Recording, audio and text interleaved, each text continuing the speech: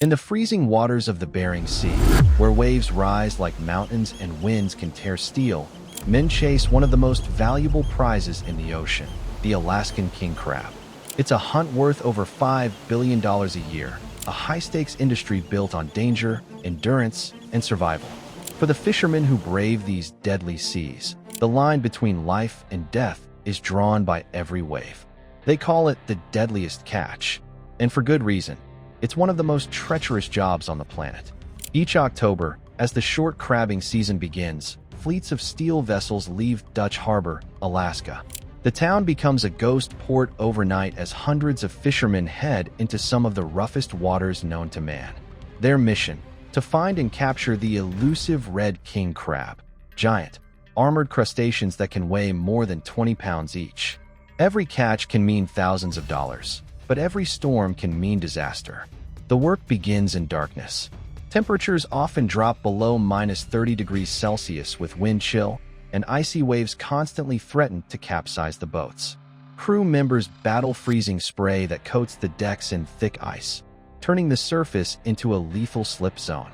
The boats pitch violently as hydraulic cranes haul 800-pound steel traps, called pots, from the deep. The men work without rest, fueled by caffeine and adrenaline, each haul worth a small fortune. But exhaustion is constant, and one mistake can end a life in seconds. A single crab pot can hold up to 500 crabs, each worth about $10 to $20 at market. Multiply that by thousands of pots across dozens of vessels, and the numbers add up fast. In peak years, Alaska's king crab industry generates over $5 billion in global value, including exports to Japan, China, and the United States. Restaurants pay premium prices for the delicate, sweet meat of the red king crab, a luxury dish served at high-end buffets and gourmet seafood restaurants from Tokyo to Las Vegas. But that price comes at an immense human cost. Since the 1970s, hundreds of fishermen have died in the Bering Sea.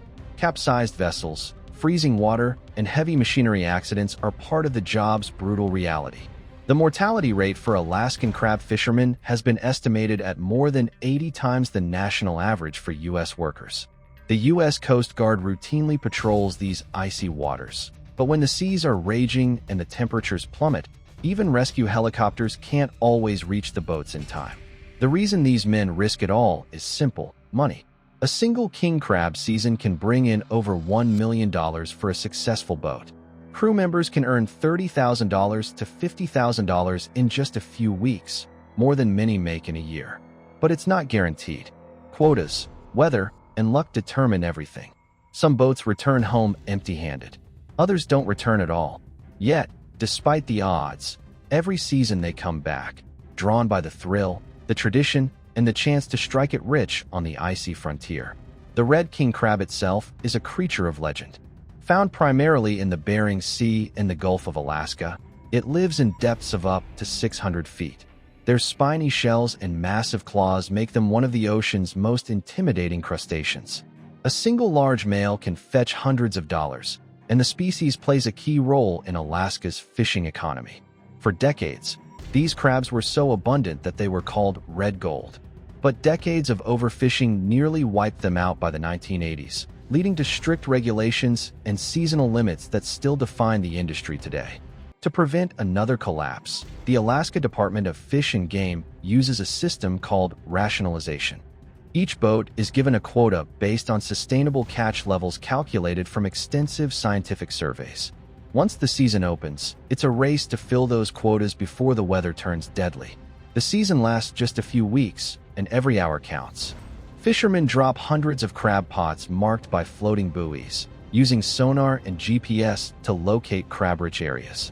When the pots are retrieved, the crew quickly sorts the catch, keeping only males of legal size and tossing the rest back alive to preserve the population. Back on shore, the crabs are immediately processed, cooked, and flash frozen to preserve freshness. Alaska's cold chain logistics are among the most advanced in the seafood industry, ensuring that a crab caught in the Bering Sea can appear on a restaurant plate in New York or Seoul within days. Japan remains one of the biggest buyers, where king crab is considered a national delicacy and is featured in everything from sushi to New Year's feasts. China's demand has also skyrocketed in recent years, driving up prices to record highs. Yet for all its profitability, the industry teeters on the edge of collapse. Climate change has begun to rewrite the rules of the ocean. In recent years, warming waters and shifting ecosystems have decimated crab populations. The 2022 and 2023 king crab seasons were canceled entirely, the first time in history, after surveys found a near-total population crash in parts of the Bering Sea. Scientists believe that melting sea ice disrupted the cold water habitats where juvenile crabs grow, leading to massive die-offs. The economic fallout was devastating. Entire fishing communities lost their income overnight. Some boats were sold, others went bankrupt. To adapt, many fishermen have switched to harvesting snow crab or opilio crab, smaller species that still fetch good prices but don't match the king crab's iconic status. Meanwhile, marine biologists and regulators are racing to understand what went wrong. Was it overfishing, rising temperatures, or natural population cycles? The truth is likely a mix of all three. But for the people of Alaska, the collapse felt like losing a piece of their identity. Generations have lived off these waters. Families in Dutch Harbor, Kodiak, and Nome trace their livelihoods back to the first crabbers who ventured into the Bering Sea in the 1960s. For them, this isn't just an industry, it's a heritage. Every boat has a story, every crew a legacy of fathers and sons who've faced the same dangers. The ocean has given them everything, and taken just as much in return.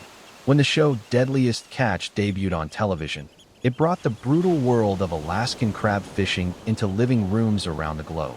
Viewers watched as giant waves smashed into boats, pots flew across icy decks, and crews fought exhaustion to haul in thousands of pounds of crab. The show captured not just the danger, but the raw humanity, the friendships, rivalries, and respect forged in hardship. It turned fishermen into folk heroes and reminded the world that behind every luxury meal lies unimaginable risk. Still, despite the fame and attention, little has changed at sea. The same dangers remain. The same determination drives the crews. Technology has improved navigation, but it hasn't tamed the weather. The Bering Sea remains unpredictable, capable of turning calm one minute and monstrous the next. Veterans say the ocean doesn't care who you are. It demands respect, and it punishes arrogance swiftly. Today, as the industry tries to recover, there's cautious optimism. Scientists are reporting small rebounds in crab populations, and limited fishing may resume under strict monitoring. New sustainability programs, satellite tracking, and genetic studies aim to protect the future of the species. Some fishermen are even exploring aquaculture, raising king crabs in controlled environments, though large-scale success is still years away. Yet for the people of Alaska, the spirit of the hunt remains. The sea is in their blood. Every autumn, when the winds turn sharp and the smell of salt fills the air, the boats prepare again. They check their gear, patch their nets, and whisper silent prayers to the waves. Because out there, beyond the safety of the harbor, fortune and death ride the same tide.